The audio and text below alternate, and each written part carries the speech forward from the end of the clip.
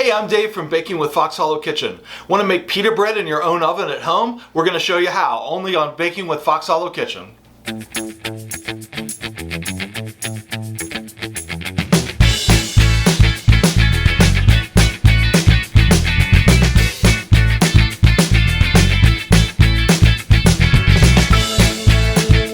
Hello to all my Fox Hollow fam. I'm Dave and welcome to Baking with Fox Hollow Kitchen.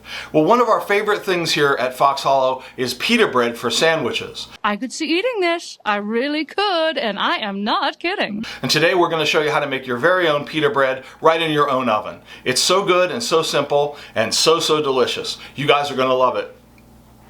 Okay, to get this started, we're going to start with a half a cup of flour.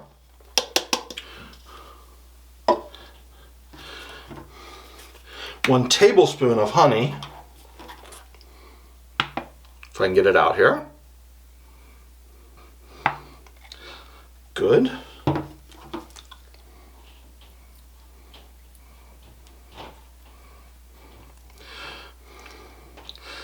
There you go. A packet of yeast.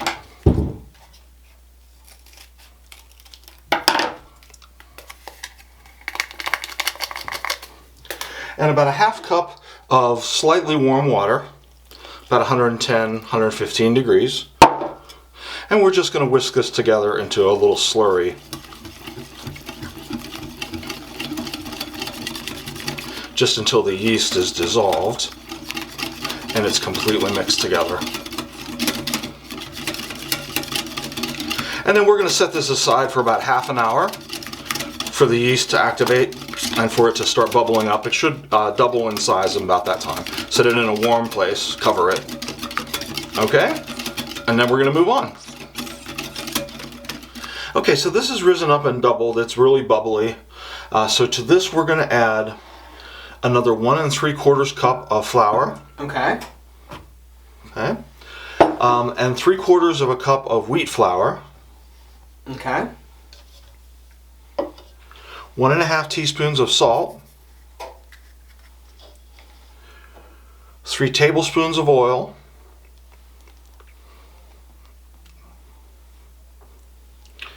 And a half cup plus 2 tablespoons of slightly warm water again. Okay, what's the purpose of the warm water, Dave? The warm water activates the yeast.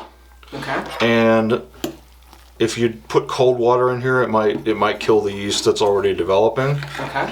And then we're just going to stir this until I get a dough, until it forms into a dough. Okay. Might take it a minute. Oh, looks like you're getting it there, slowly. Looks like but it's surely. coming together Oh yeah. slowly. Might take some time. You might need to. Yeah. Maybe knead it by hand also. Yeah, we're going to have to knead this by hand once we get all the wheat flour mixed in completely. Okay. Get everything together here. And I think we're looking good. Oh my, yeah. Yeah, I think That's we're coming together real nicely. Looking to come together pretty good here. So we're going to pop this out and knead it by hand for about 10 minutes until we get a nice dough ball. Okay, sounds great. Okay, this is looking pretty good here. I've got a nice dough ball formed, and what I'm going to do is take a large bowl and oil it up, and then we're going to throw our dough ball in here, flip it over a little bit, get some oil on it, and then we're going to set this aside, cover it, and put it in a warm place for about 45 minutes and let this double in size again. Alright, Dave, now I see we got the table dusted here. What's going on? Yeah, we're going to take our dough out here, which has doubled in size. It's gotten pretty big. Oh my, yeah.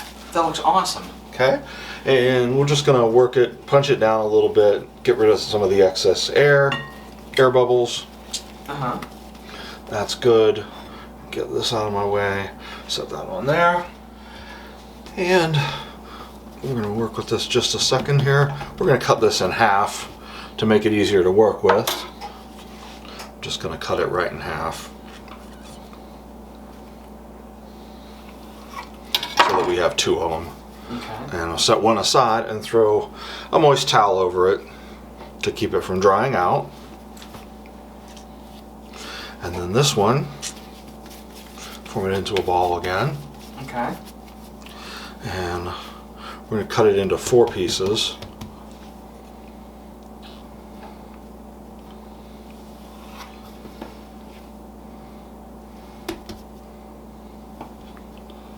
Try to get them as even as possible.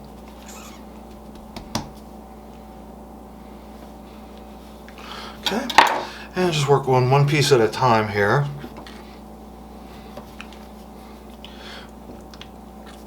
I'm going to form this into a ball. Make it as smooth as possible. See if we can't pinch it. Make it into a nice ball.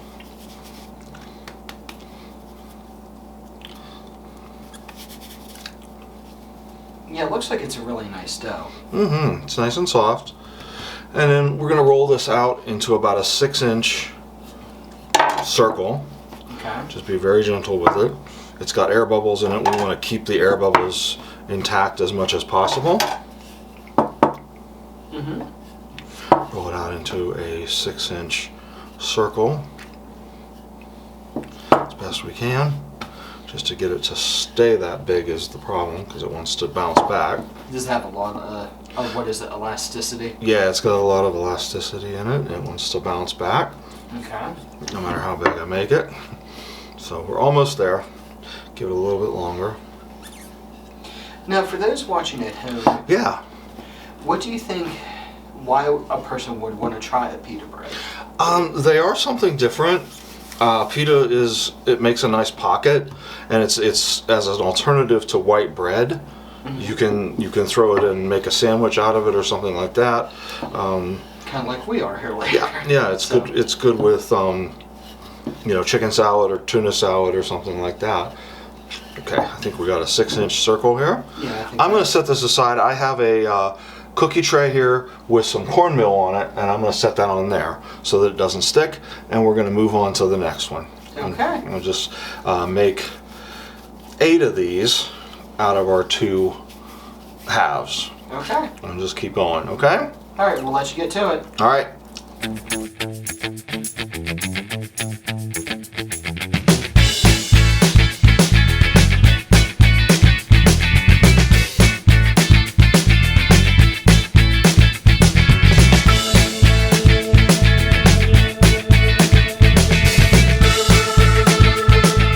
And now for the best part, the taste test. I got mine with a little bit of chicken salad stuffed inside. Oh, there's nothing like the taste of fresh bread. You guys are going to love it. Wrapping up today, I want to thank you all for joining us and encourage you to check out our friends and support channels listed in the description below. But before I go, always remember, it's good times and good food only on Baking with Fox Hollow Kitchen. We'll see you soon. If you like this video or any of our other videos, Be sure to hit the like and subscribe buttons and stay tuned for future shows.